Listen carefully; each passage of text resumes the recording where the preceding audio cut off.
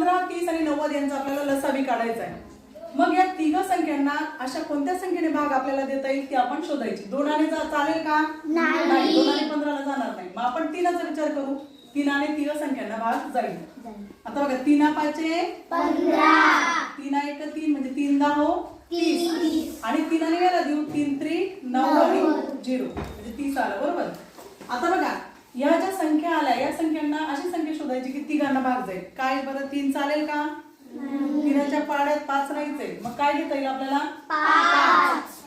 5 आहे की 5, 5 दुने 10 आणि 5 स 30 झालं.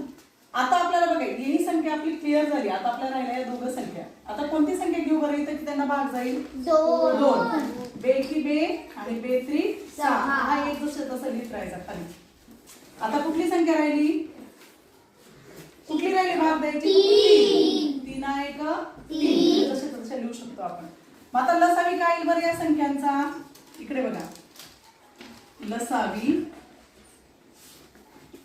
कुठल्या संख्या आल्या बघा. 3 गुणिले 5 गुणिले 2 गुणिले 3 यांचा जो गुणाकार येईल तो आपला लसावी असेल. मग बघा 3 पाचे 15 15 आणि परत बेत्री 6. आता 15 स 90. काय उत्तर आपलं आलं? 90 काय आला?